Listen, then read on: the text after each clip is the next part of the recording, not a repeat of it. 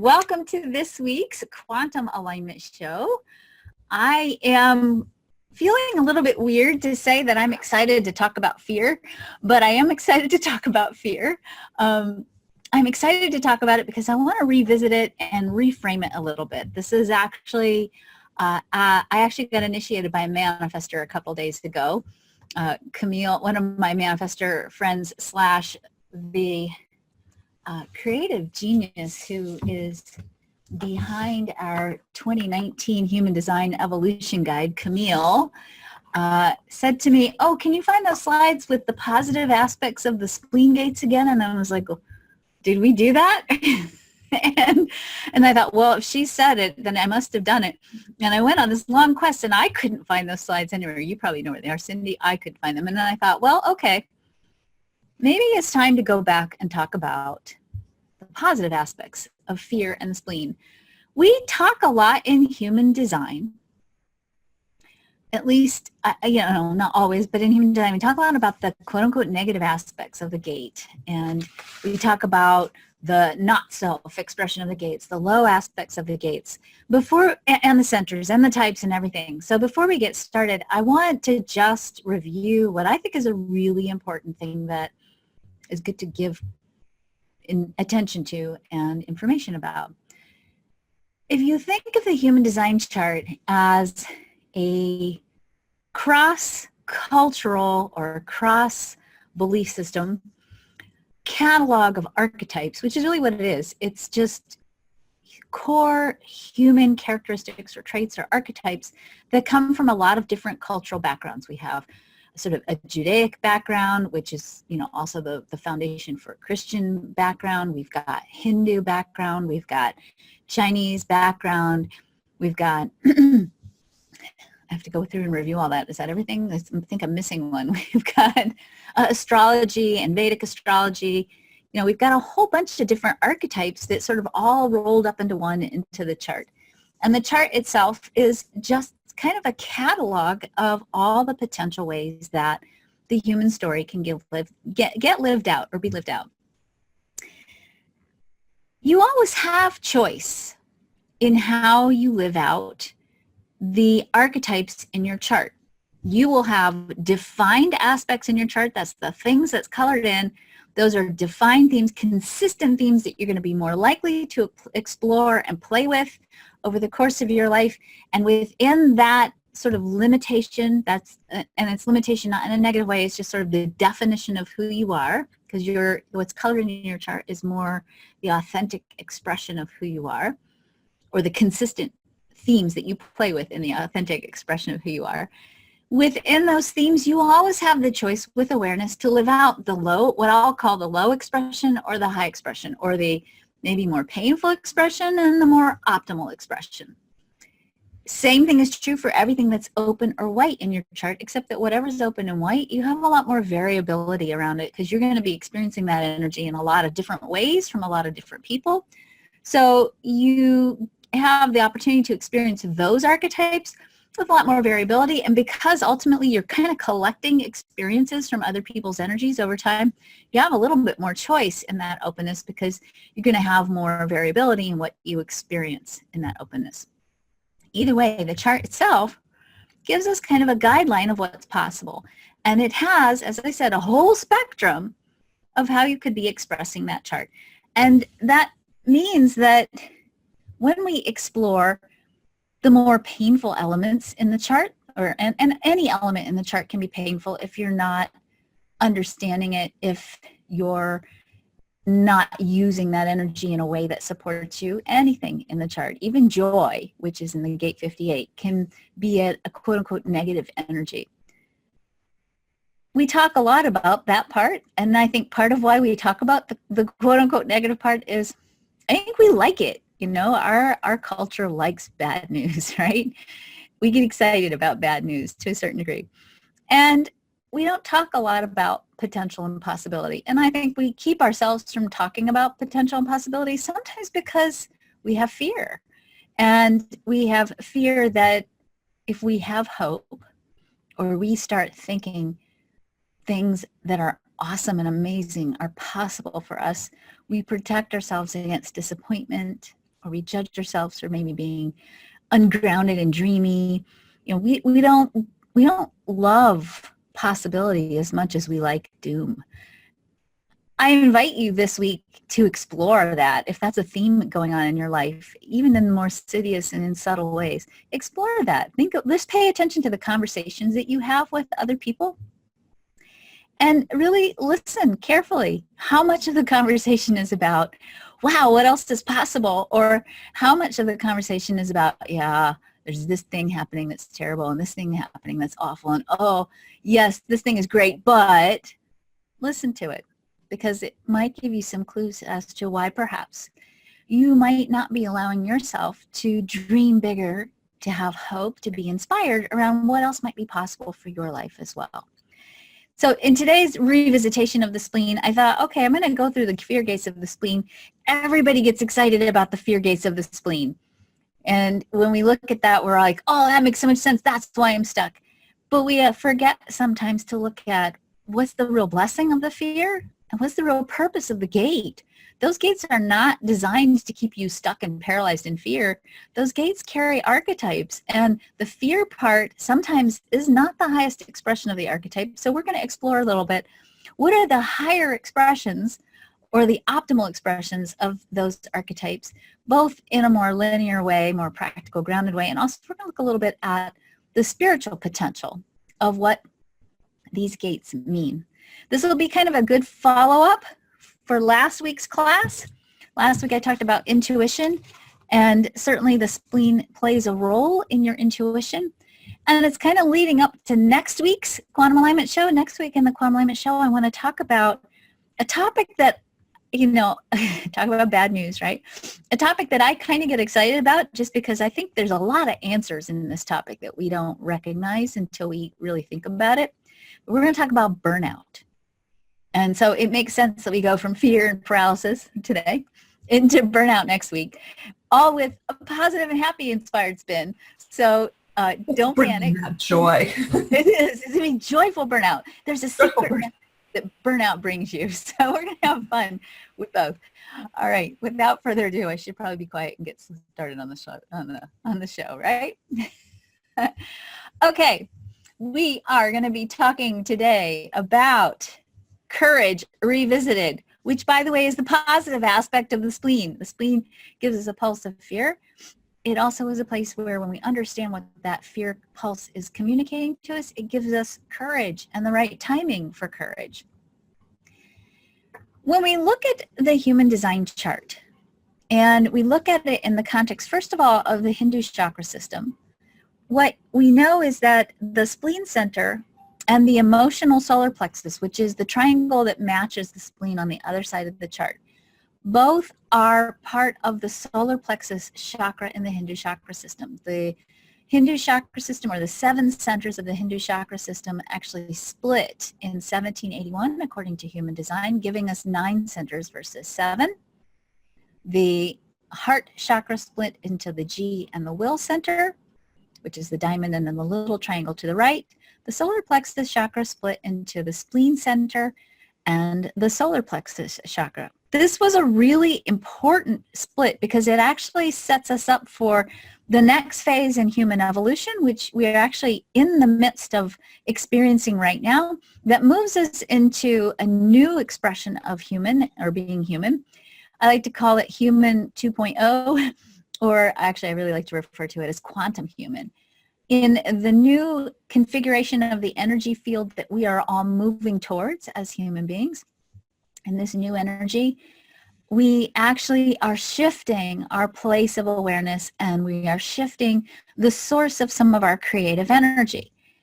Because this split between the spleen and the solar plexus sort of sets us up, we have to understand where we're coming from and kind of where we're headed to understand the true power and the true nature of the spleen, and really also to learn how to transcend some of the more base elements of the spleen. Both centers give us information. Both centers can be creative. And when I say creative, I'm not talking about art and craft or painting. I'm talking about the ability to create an authentic expression of who you are in the world, in your material life. The spleen has a very vital function, and that vital function is it gives you information that serves your health, your survival. It is intuitive, but I actually really prefer to use the phrase it's instinctive, and it also gives us a pulse or information that requires of us to be timely in listening to it. The spleen is all about now. The energy of the spleen is about getting an information pulse, and then that information pulse is communicated to us through fear or sometimes through gut level feelings, primal sort of instinctive gut level feelings. And they require of us to listen to that pulse, that fear pulse in the moment and take action in the moment. It is to a certain degree primal kind of intuitive responding. So this is more, I hate to use this term because I'm actually a humongo lover of animals, and I don't like to think of animals as being base because I feel like I have some pretty evolved dogs in my life. My cats, not so much, but the dogs are very evolved. Cindy would probably argue with me and say that her cats are quite evolved. I might have just I vote for cats. I might have just really picked some dud cats, and that may just be part of it. But the bottom line is, you know, the prime directive for how many animals are operating is now. They're in terms of timing, they're operating in the now. Most of them are operating in the now. I do think that my dog can anticipate timing. One of my dogs in a much different way, in a much more evolved way. But, you know, they're operating primarily in the now. Your dog is not sitting around worrying about, oh my God, am I going to get my dog treat tonight? Is it going to happen? You know, what do I need to do to show up for my dog treat? What if I don't get the sit and stay thing right and I don't get the dog treat? You know, they're not worrying about that. They have a sense of when the timing is right to go into the kitchen and then do their little sit and beg thing, and then you give them the treat, right? Or in a more advanced kind of a way, you know, they are operating from a place of awareness of what's going on around them, and that moment when that big husky dog walks by the front of the house and the dog is sitting on the couch looking out the window, they see that dog, they're reacting. They're not sitting there plotting, what am I going to do when the dog shows up next? You know, they're not thinking about, is it time for the dog to show up next? They're responding in the moment. The nature of the fear information that the spleen gives us is about giving us the pulse to respond in the moment. And the thing that we're responding to is the impulse to do something, take some kind of an action that ensures our short-term and long-term survival. So this is the place where you get a pulse of fear when you're out hiking. And I had a series of bizarre dreams last night. You can interpret them for me later, Cindy. I had several dreams where I was hiking in the winter through the wilderness, and I kept coming up on bear scat. And I kept looking at the bear scat going, but it's wintertime. They're hibernating, right? And then I was sort of like, I don't know. Should I keep going? Is there going to be a bear or not? That's because I always talk about bears for some reason, because I love bears. So the spleen center gives you that pulse of, I should be aware there might be a bear. And if you hear something, you know, if I was in my dream and I saw the bear scat steaming in the snow, and then I heard a growl that sounded like a bear, I wouldn't be sitting there thinking, wow, is that a bear? I don't know. Let me think about it. I wouldn't be contemplating, is that a bear? Is that not a bear? What do bears eat in the wintertime? I would be running. And that impulse to take that action would be almost a thoughtless impulse. It would be a reaction. And I think that's a very important piece to understand, that the spleen center gives us information that gives us incentive or a pulse or the drive to react to something. Okay? So you see the bear, you react, right? This is very different than the solar plexus. The solar plexus gives us the potential to be deliberate. We can consciously calibrate the solar plexus. The emotional solar plexus is a powerful creative source of energy that actually calibrates our heart center. It calibrates the magnetic resonance field of the heart and influences what you attract into your physical manifested experience. I'm not going to go too much into that, but I just want to let you kind of set this up for you, that we are moving more towards the solar plexus as our human being evolves. We are moving more towards creating deliberately as our human being evolves. And we are moving away from, as we evolve, fear as being the driver for our creativity. Right now, many of us are still creating from fear. We are doing something to avoid something scary. And it's subtle, but it's so subtle that I want to point it out to you because it'll change the nature and the point at which you create if you understand some of this. So let's talk about, I'll get out of here for just a second. Let's talk about exercise and taking your vitamins and eating well, okay?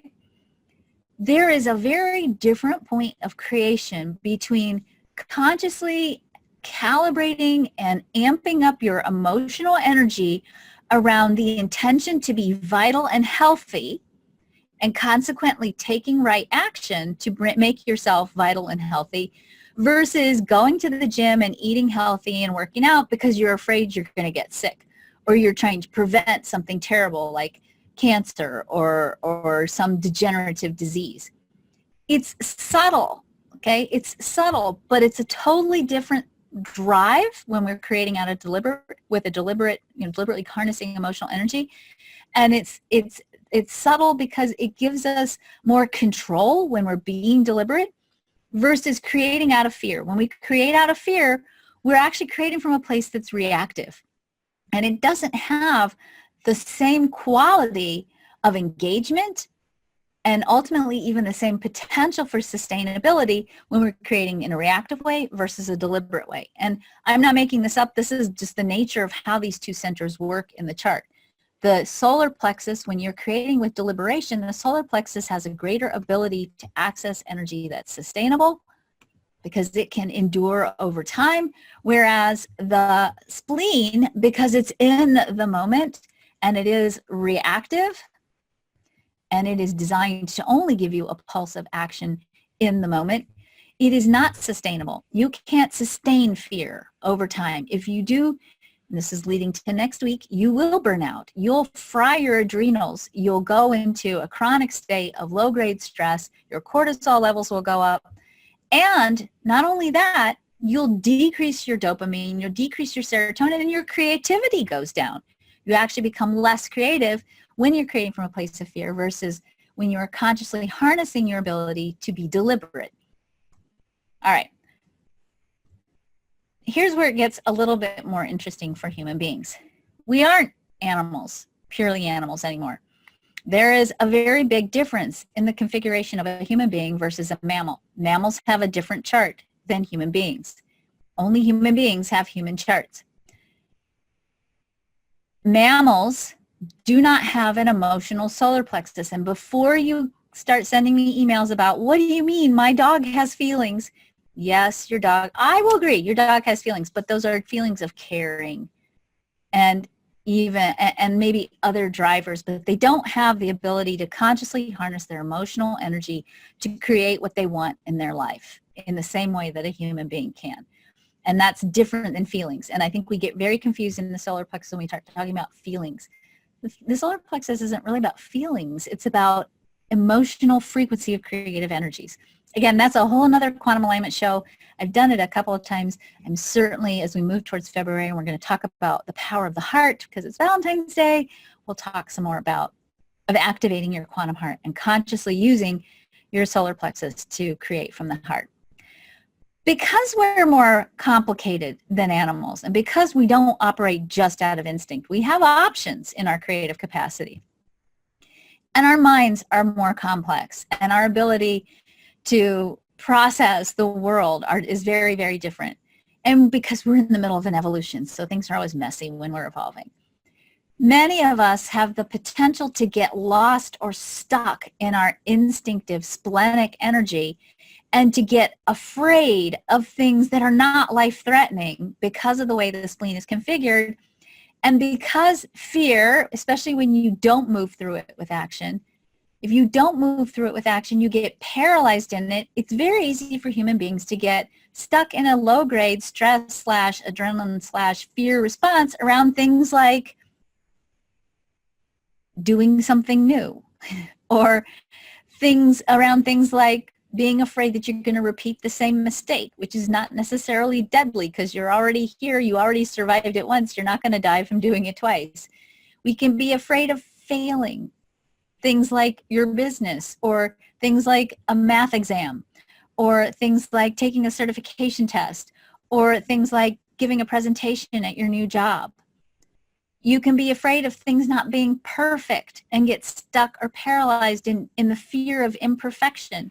There are lots of different ways that this energy, because of the complexity of our consciousness and our creative capacity, can get really confused in human beings. And certainly the very first and most important thing I would say to you is, if you feel paralyzed from fear in your life, if you can ask yourself, am I going to die if I do this? Am I going to die if I give my report at my new job and I don't do a perfect job? Odds are you're not going to die. And if you're not going to die from it, the biggest thing you can do for yourself, the greatest gift you can give yourself, is to do it anyway, even if your knees are knocking, because the spleen pulse is very time limited, and it will give you a fear pulse. And if you push through it and do it anyway, it dissipates. And in fact, when it dissipates and you get to the other side of it because you push through it, you'll be like, oh my gosh, why was I letting that hold me back? That wasn't even a thing. Karen, so yes, Cindy. Are you still on the vibrational frequency slide? I am. Okay, just double checking. Yes, I'm almost ready to go to the next slide. So your spleen pulse is time limited. And again, ask yourself this question: if I do this, will I die? And if the answer is no, then go ahead and do it anyway, because you'll get to the other side of it and you won't be stuck with it. The thing is, if you don't push through it, then you do get stuck in it, and it can be paralyzing. It can be ultimately some of the most paralyzing energy in the chart. And it's interesting that we let ourselves get stuck there so significantly, because the truth is, most of the stuff, if not all of the stuff that we get jammed up with here in the Spleen Center are opportunities or experiences or new expressions of who you are that will not result in your death. Before you go to the different slide, there's two questions that are kind of the same. Paige asked from Facebook, what does the defined spleen open solar plexus indicate? And Anne is saying, is this the same if both of these are open? And does it matter? Right, for all intents and purposes, because we're talking about the human blueprint, I don't want you to worry about whether you have the spleen open or defined. Here's the difference. If your spleen is defined, the way in which that fear pulse communicates with you will be consistent. It'll stay the same. So the way in which you experience fear is the way you've probably experienced fear your whole life. You'll have some kind of way of going, and that way of experiencing that fear is consistent for you. If you have your spleen center open, it means that the way in which that instinctive pulse communicates with you might change depending on who you're with and where you are. And so sometimes it can be a little trickier to tune into, okay, what's this about, when it's open, just because there's more variability there, but you still will get a fear pulse. If the solar plexus is open or defined, either way, you still are imbued with the exact same creative power. Your capacity to create is the same. And as I said, that's a whole nother quantum alignment show. Your capacity to create is the same, and you go about doing it just a little bit differently. Not much differently, but a little bit differently. So, but either way, if it's defined or open, you're still going to create. And that really leads me to my mantra, which you probably have heard me say a couple of times if you've watched any of these shows. You all have all of the chart. You all have all of the chart. And as we're talking about this today, we're talking about the chart in general as a blueprint for the human experience and what you can do to break free from any chains of fear, perhaps, that might be holding you back. All right. Hopefully that answers that. Okay. What I want to do right now, and this is the part that I do want you to look at your personal chart about, is I want you to look at the gates around the spleen. Because the tendency here is if you have any of these gates defined, and that's true whether you have the whole channel or just half the channel, the colored in part, if you have any of these gates defined, and it doesn't matter whether it's on an open spleen or a defined spleen, you are going to be more likely to experience these archetypes in your life and some of the more subtle aspects of these archetypes in your life. So what we're going to do is we're actually going to go through all the gates of the spleen, and we're going to look at the shadow side, we're going to look at the optimal expression, and we're going to look at the spiritual purpose of the gate. So the gate 48 is the gate of inadequacy. That's not what it's really called. It's actually called the well in traditional teaching. It's the gate of depth. When you have the gate 48, you have a deep longing to have a depth and a solid foundation of information. Because the fear here is the fear of not knowing enough. Again, not usually something that's going to kill you, right? Generally speaking. Because in the human expression of the gate 48, we want to have the depth of knowledge. The fear here with the gate 48 is the fear of inadequacy. And oftentimes people with this energy will hold themselves back from trying something new, or from going out and pushing the edge of their comfort zone because they're afraid that they don't know enough, they don't have enough training, they don't have enough experience, they don't have enough whatever, and they're in some way inadequate in their expression of the depth of knowledge that they actually really have. In fact, what I find with people who have this energy is they're usually so ridiculously over-prepared, and they think they're under-prepared, and they're holding themselves back oftentimes for no reason at all. The gate 48 in its optimal expression is having, this is if you're living this archetype out in its highest expression, you have the depth of knowledge necessary to intuitively know what needs to be known when it's time to know. Okay, that's the highest expression of this energy. We have the depth of knowledge necessary to intuitively know what needs to be known when it's time to know. And there's a certain amount of relaxation around that, because what you'll find out from really trusting that you'll know when you need to know is that you'll find out that you actually do know when you need to know. And you don't have to spend your time spinning in fear and keeping yourself from going outside of what's comfortable for you. And you'll allow yourself to stretch and grow beyond what you think you're capable of. The spiritual expression of the gate 48 is the trust of your connection to source enough to know that you'll know what you need to know when you need to know it. This is really powerful because we are addicted to certainty, I think, in our culture. We don't want to make mistakes. We're terrified of getting it wrong. And one of the things we think is going to protect us from making a mistake is to have access to knowledge or certainty about how the outcome is going to be. Well, there really is no certainty about how the outcome is going to be, but you can be certain when you trust your connection to source enough that you'll know what you need to know when you need to know it.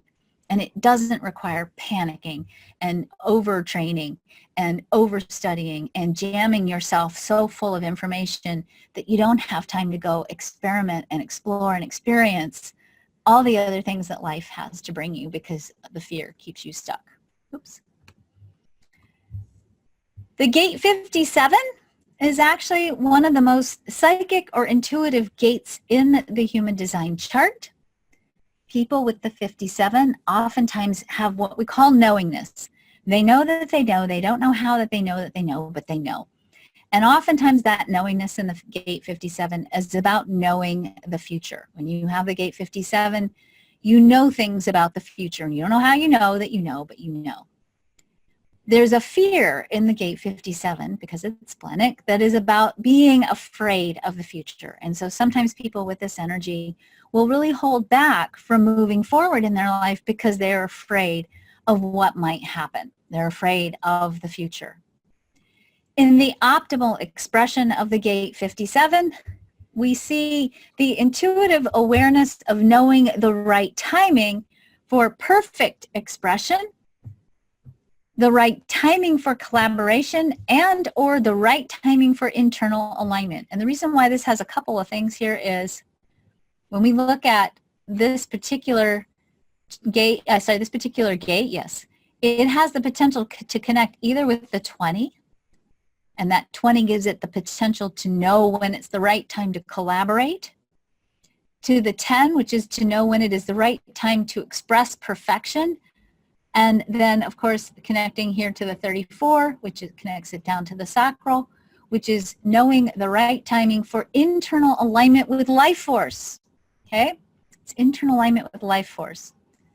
Spiritually, this is the intuitive connection to source that signals the timing for preparation. Oftentimes when you have this gate 57, you get this inner sense of change is coming and I need to be ready. So there's alignment here with what's next in the cosmic plan. So many of you who have this 57, you'll know, like, if you're going to get a big change or shift in your relationship or your job or even your living circumstances, you start to get that internal, something's about to change, and it's a signal to you to get ready, to prepare, to start getting emotionally if you want to, because you're going to create with this energy, or to get energetically aligned with the change that's coming down the line. The gate 44 is the gate that is all about exploring the patterns of the past in order to take the blessings of the past, break the patterns from the past, and create something that is in greater alignment with integrity and truth and value. But again, because we're talking about the nature of the fear here, we're talking about the gate 44, which has the fear of the past. Sometimes people with this energy are afraid to move forward in life because they are afraid that the patterns of the past will repeat themselves again. And they'll get stuck in this never-ending repetition of a pattern that keeps duplicating itself over and over again. This gate 44, by the way, is also the gate of smelling. And if you watched my Quantum Alignment show last week, we talked about clairolfactance, the ability to smell intuitively. This gate is the gate of intuitive or psychic smelling. In the optimal expression of the gate 44, it's the intuitive awareness to sense when someone or something is out of integrity. It doesn't, quote unquote, smell right. This is a really powerful intuitive BS detector.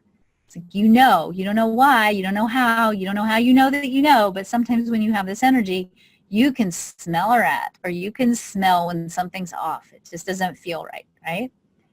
Spiritually, this is the awareness, the intuition to know when something or someone isn't aligned with either divine order or the highest intention. That whatever they're doing, whatever they're about to do, whatever they're creating is not in alignment with the highest expression of value. I keep pushing the wrong buttons today. Hold on. I'm in a pattern with I don't have the 44 of it. The gate 50 is a gate of nurturing and caring. This is a place where we actually hold family values and core values of the tribe are contained within the gate 50. This is an energy that can be deeply obligated in a good way, and it's an energy that is about having or owning or taking responsibility for caring for others. In its low expression, it can be the fear of failing your responsibility, and there can be, with this energy in particular, a tendency towards codependency, where you don't only fail your responsibility, you also take too much responsibility, and you're overly responsible for someone who maybe you shouldn't be taking responsibility for, or for taking responsibility for things you shouldn't be taking responsibility for. This is also a place where, by the way, we oftentimes experience guilt, which is kind of also a fear of failing your responsibility. Optimally, this is the intuitive awareness to know when someone needs nurturing. Okay? It's the intuitive awareness of knowing when someone needs nurturing. And that's a gift, that's a skill, that's a blessing. Okay? Spiritually, this is the embodiment of divine feminine energy, that nurturing mama energy.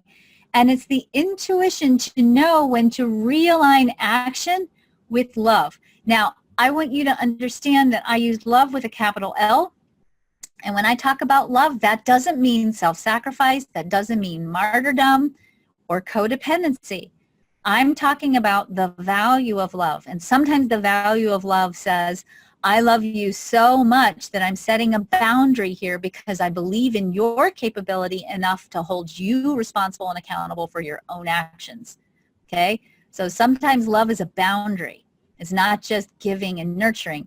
It's all the qualities of the divine feminine, including the energy of the warrior goddess sometimes. So this deep embodiment of divine feminine love and the intuition to know when to realign action with love.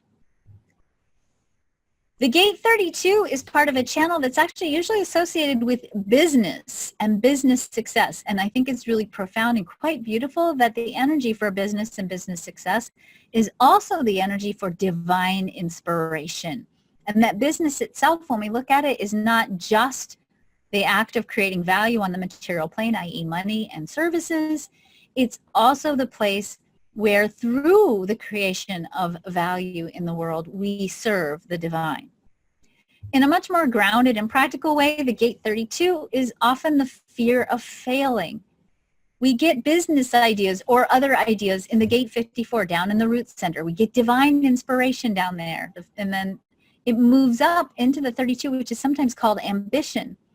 The gate 32 in its highest energy is the drive to hold on to the idea, to nurture the idea, to take care of the idea, to serve the idea until the timing is right for the idea to come into form. So if you have a business idea, for example, it might not be the right timing for you to push your product out into the business world.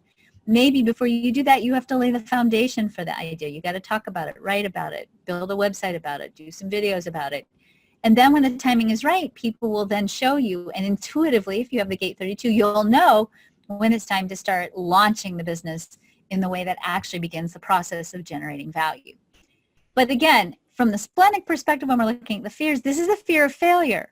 And so sometimes what happens is we get ideas and then we fail to act on them because we're afraid we'll fail, because it's way easier to justify not doing than it is to risk failing, right? In the optimal expression of the gate 32, this is the intuitive awareness to know the right timing for the right action to bring a dream, a business concept, or an idea into form. So we basically, when we have this energy, we serve as sacred stewards for the idea. We nurture the idea, we hold on to the idea, and then when the timing is right, and we know intuitively when the timing is right, then we take action on it. So spiritually, this is an inspired connection to divine inspiration that gives you the drive to serve as a sacred steward for an idea. You get an idea, you take care of it. You hold a vision for it. You dream about it. You put the idea on your vision board. You journal about it. You take all the steps you need to do to lay the foundation for the manifestation of the idea. And then because of the nature of your inspired connection to source, you know from source, from your inner sense of timing, when it is the right time to launch the idea with action.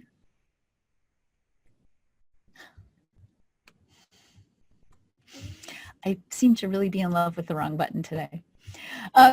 In the gate 28, gate 28 is a little bit of a challenging gate, and I want to make sure we really address it as deeply as we can.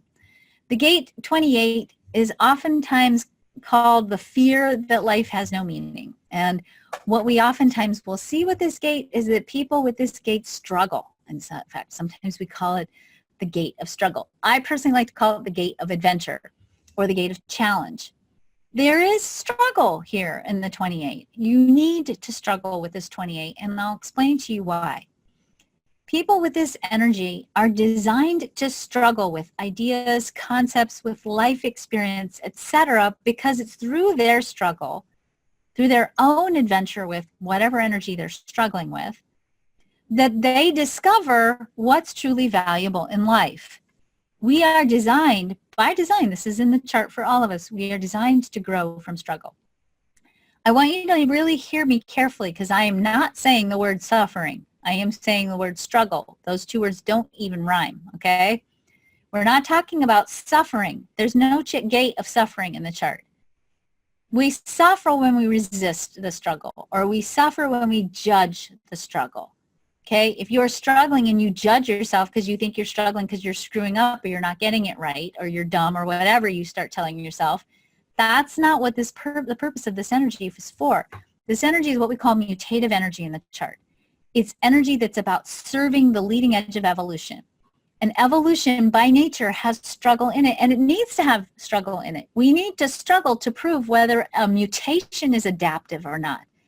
If we just blindly choose something, take something in, adapt to it without struggling with it, we run the risk of incorporating something that doesn't really serve our long-term well-being into our collective consciousness. I'm going to give you an example, one that I've been watching, you've been watching too for a lot of years, and it's something I am contemplating really almost on a daily basis. Social media and the internet is a mutation. It's something new that has emerged into our collective over the last 20 years, right? Especially the last, I would say, 10 years. Because it's new, we are struggling with it, okay? Some of what we're doing with it is amazing and interesting and fascinating and fabulous. I'll give you an example. I think it's really profound and really noteworthy that when we had the Arab Spring uprisings in Egypt and in the Arab world, that people were able to broadcast live what was happening in these countries when before things were not always, as transparent. Same thing is true. Again, this is a terrible example, but here in Minnesota where I live, or actually in St. Paul where I live, we had a young man who was shot in his car by the police, a young African-American man who was shot by police in his car, and his girlfriend filmed the entire incident, which was shocking and terrifying, and also an opportunity for us to have greater transparency in the way in which we live our life. I'm not going to say this is a good thing or a bad thing. I'm saying there's some evolution happening here. There can be really powerful and beautiful things that happen on social media, and there can be really terrible things that happen on social media. And I'm going to say I think the verdict is out because we're evolving and we're in this process where we are struggling with what is the right thing to do and how do we show up for this and how do we use this and how do we utilize this. That's how struggle works in the mutation process, in the evolution process. That can happen collectively and it can happen individually. You may have things in your own life that you're struggling with, that you struggle when you go out and try, that are new. And it's through that struggle you discover, is this really something worthy of me putting my energy into or not? And when it is, then you have the impetus, the drive to keep going at it until you get it to where it's something really productive and beautiful. But the fear here is that life has no meaning, or there's another fear with this, and that fear can be, it's going to be too hard. Sometimes people at the gate 28 have a fear that I don't want to even try it because it's just going to be too hard. And that becomes really important to pay attention to if you're already burned out, next week's topic. If you're already burned out and then you need to do something new, but you're afraid to do it because you think it's going to be too hard and you don't have the energy for it, then you're going to stop yourself short from breaking through to whatever it is you need to do to continue to grow and evolve. The optimal expression of the 28 is the ability to prove the adaptability and value of a mutation through personal experience. It's knowing when the timing is right to challenge and struggle with a new idea or a concept.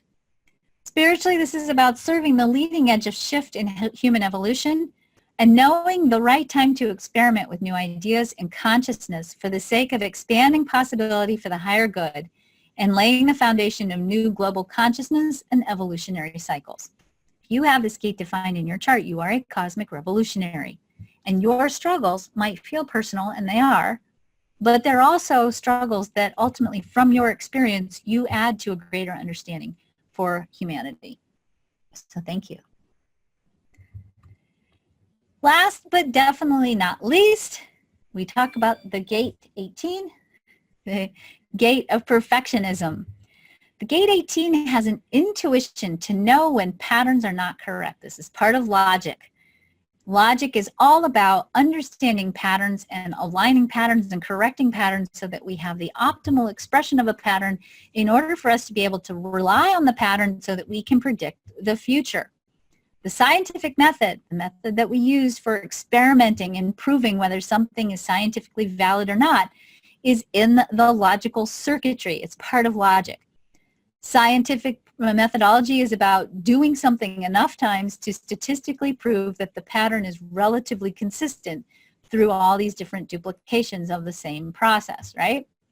The gate 18 is an instinct to know what patterns need to be changed or corrected in order for something to become perfect or more joyful in its expression. But the fear here is the fear that you'll never get it right. You'll never get it perfect. And you can get stuck here in revising and revising and revising and revising and revising and revising and revising and revising and revising till the end of time and never quite getting it right. Let me give you an example. It's just sort of standard practice. Every publisher knows that when they publish a book, you go buy a book at Amazon, there's going to be some kind of typo or mistake in it, no matter how many times or how many people have laid eyes on the manuscript before you go to press, there will be a mistake in it. It's just the nature of being a human being. There will be a mistake in it. There will probably be a couple mistakes in it. In my Understanding Human Design book, there are some mistakes in it. In fact, I found a new one this week, okay?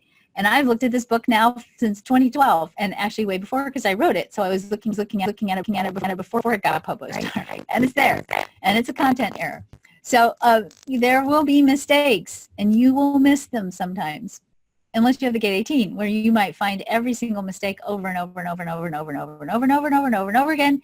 And you might be so afraid of releasing whatever it is that you're in the process of correcting that you never let it go.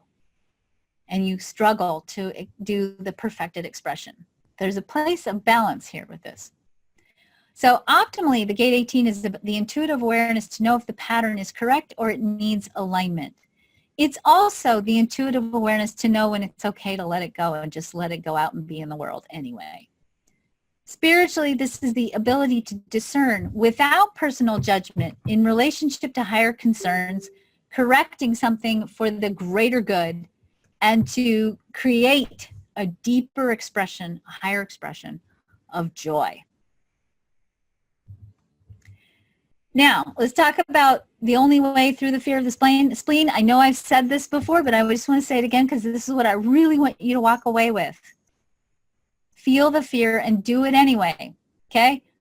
But you've got to be tuned in and you got to be listening to yourself. Do that if whatever it is that you're afraid of is not life-threatening, okay? If the potential of you taking action could potentially result in your death, then listen very carefully to your spleen, because it's probably giving you a pretty good insight into what's really going on here, and you might need to listen to it. Run from the bear. Don't sit there and contemplate what might be the right action. Let your instincts run the show on that one, all right? But if you're not doing something because you're afraid you're going to fail, or you're afraid you're going to be judged, or you're afraid you're not going to get it right, do it anyway. But before you take that action, get aligned and listen first. Take some time and really check in with yourself and ask yourself, is there something else going on here that you need to pay attention to? Or is this really just a little bit of confusion around your energy definition? Oops, I have pushed the wrong button again. And again, wow. There we go. Oh, because that was the last slide. Ha! All right, good.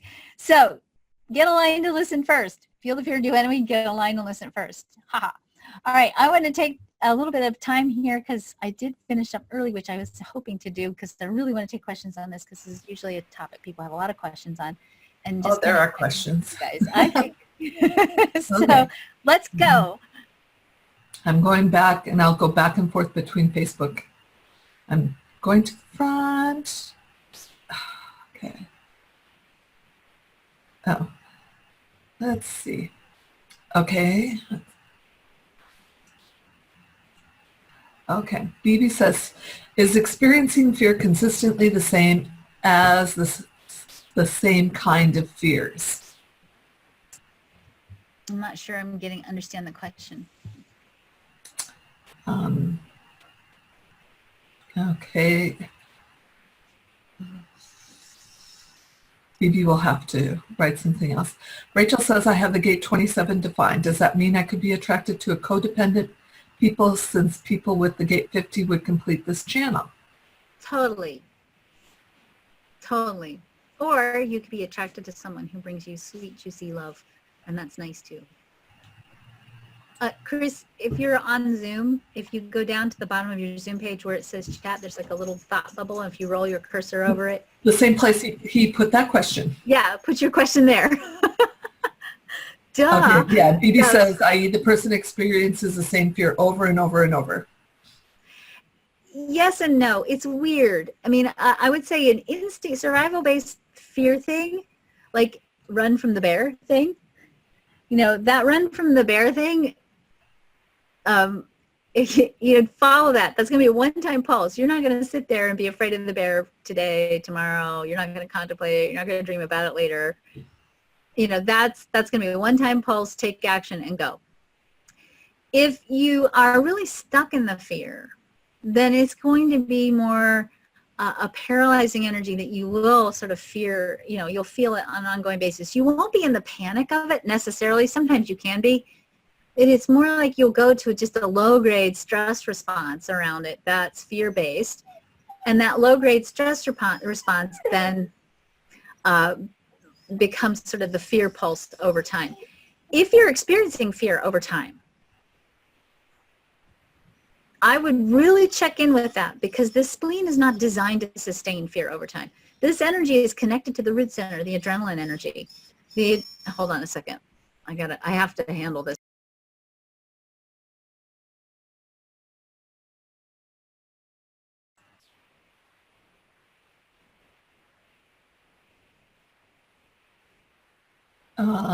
Chris. Sorry, my dog was having the fear of missing out, so he'll be let out the door. So if you're feeling fear for a long period of time and you're in that low-grade stress response to it, because that splenic center is connected to the adrenaline center, you're probably, first of all, experiencing the low energy of a splenic gate or a splenic response, and you're not only experiencing it, in a low-grade splenic response over time that's got you stuck and paralyzed, you're also draining your adrenals. And you can't sustain that over time. The root center is not a sustainable energy source. The adrenaline center, the adrenaline glands are not sustainable energy sources. They are designed to give you a pulse and go back and rest. And if you're constantly in a state of stress or low-grade fear, you're depleting the adrenals and you burn out. Okay, I'm going back to Facebook. Tanya, who's over here now too on Zoom. Tanya? But how do the fear gates influence the energy if they're all in the slow-moving planet of Pluto and Uranus? She has the gate 48 and 18 in Pluto and 28 in Uranus. What that means, the slower moving planets are really more generational themes, so you will experience it personally for sure, but it also means that people in your generation are mastering whatever that theme is as part of their generational theme or their generational challenge. I'm going, because this one was asked a little bit in Zoom too. Amy asked on Facebook, how does the openness or definition influence fears? I mean, if you're open, say you were open, well, actually there was a whole question. What if you have none of the gates on the spleen defined? You still are going to have fears. You do, but there'll be fears that you take in from other people or that you're conditioned towards. So what happens is if you have a totally open spleen center, you actually have the potential to be rather fearless or to be wise about fear, okay? But what happens is openness, especially openness that has no gate activations, has unlimited potential for experiencing it. So you have the potential when it's completely open to actually be very afraid in the short run until you recognize where that fear is sourced. And it's probably not sourced from within you. It's probably energy you've been conditioned by or you're taking in from someone else, and you've amplified it. And because the open spleen has a second theme, ready for this one? Write this one down for all of you who have an open spleen. There's a tendency with the open spleen to hold on to things for longer than is healthy for you, because there's sort of this idea energetically like, oh, I need to hold on to this just in case. And that can be belongings. So you can hold on to books or hold on to things in your garage, or, you're like, if you have an open spleen, you're Marie Kondo's nightmare, right? Or her favorite client, one of the two. And you may even also hold on to old patterns or beliefs or even old relationships, because sometimes when you have an open spleen, the devil you know is better than the devil you don't, because there's a certain fear of uncertainty with the open spleen. So when you have that open spleen, it's easy for you to hold on to other people's fears for longer than is good for you, or hold on to your conditioning. The challenge is, just like, it doesn't matter if you're defined or open, check in, ask yourself, is this a deadly fear? No. Okay, so what's really going on here? And how can I push through this? in a very short, time-limited way in order to get to the other side of it. Okay, and so that transitions into Rachel's and Sandra's question. Sandra from Facebook, Rachel from Zoom. Sandra was saying, well, which is nice. I mean, this is like coincidence and serendipity. She says, OMG, I was just wishing this week that you talk about the optimal sides of the splenic gates. What if the gate is open on the other end? And that also goes the same with Rachel says, defined on the other side of the channel. And your answer, same thing.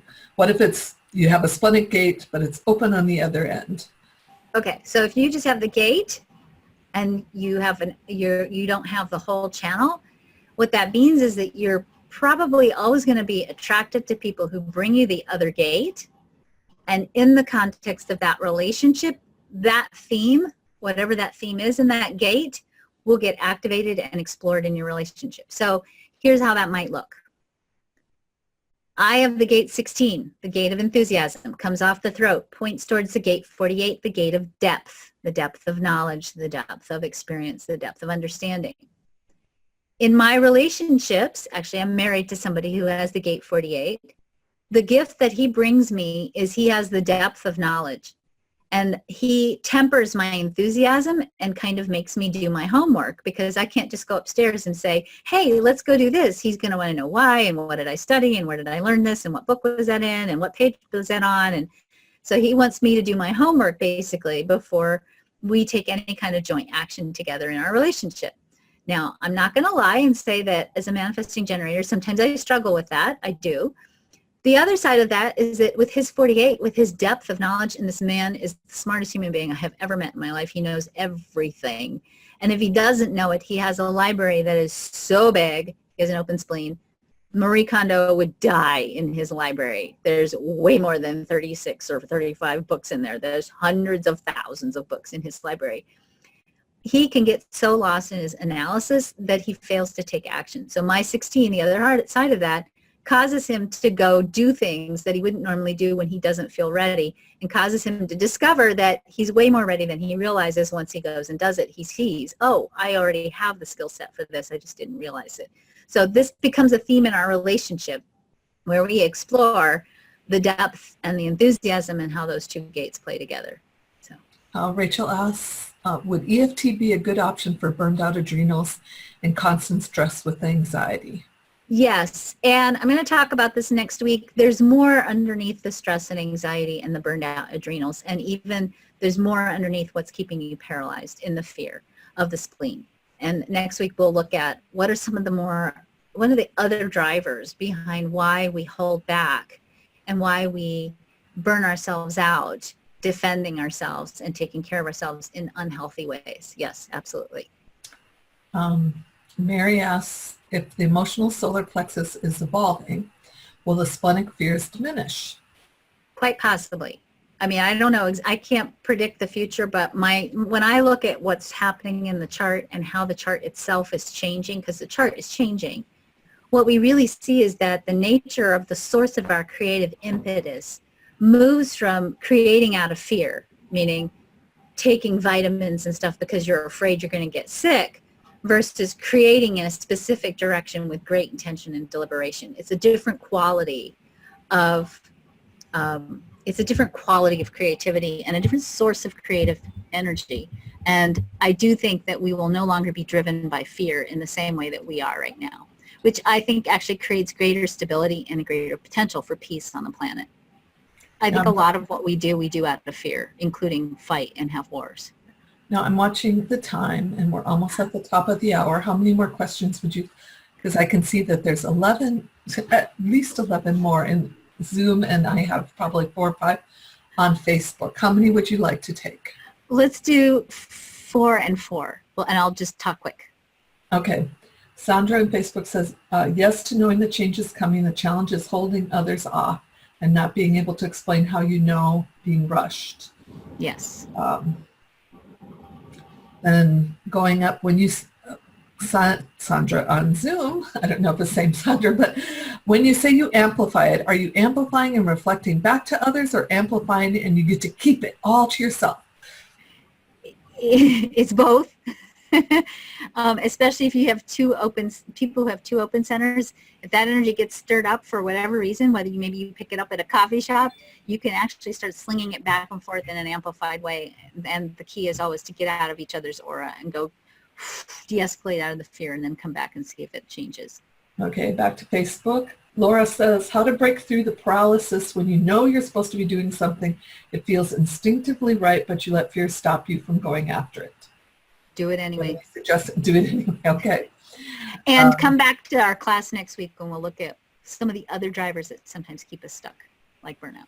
On Zoom, I was hiking up a hill at a certain point. I felt paralyzing fear. I stopped and wondered about it. Then when I turned around to go back down, the feeling disappeared. I turned around again, and there it was again, a paralyzing fear. This is the first and only time I felt this. Would this have been a spleen fear? Totally. If I did not challenge it and go past this point, and I've always wondered if this was something I ought to have pushed through. I wouldn't have pushed through it. I would not have pushed through it. If you get that kind of a, don't do it, especially if it's irrational. Okay, back to Facebook. Third one from Facebook. Melissa says, I have the gate 28 in black. I'm often paralyzed by not feeling good enough, even to do the things I'm trained to do, and that I'm good at, like interior design. Any additional advice? I would like to encourage you to start getting, what is that called? Testimonials. Start asking your clients what they loved about working with you so that you can start getting some evidence, a clear pattern of how good you are at what you do, so that you can start talking yourself off the roof when you start to freak out or off the ledge. I believe this is Tanya because the name gets cut off, but on Zoom, is the theme to hold on to things also valid for an undefined spleen? It's actually valid for the undefined spleen, not the defined spleen. The undefined spleen holds on to things for longer than is good for them. Okay, now this is the fourth question from... let me just answer Chris's question. Yes, Chris. If his spleen is open and not colored in, it has defined channels. I would say gates. Gates are the half things. If it has a channel, then it's defined. If you have a whole channel, then the spleen should be brown on your chart, and then it's colored in. And this is a quick one, and then I have one other. Manasaki says, what do the black and red colors mean for a gate? If you have a gate that's black and red, or black or red, it just depends.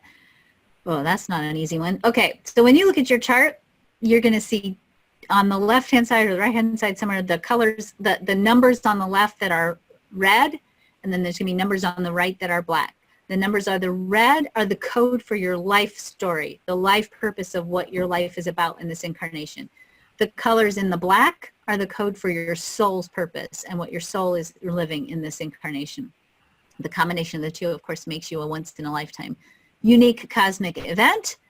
If a gate is colored in red in your chart, it means it's part of your life purpose. If it's colored in black in your chart, it's part of your soul purpose. If it's black and red, it means it's both life purpose and soul purpose.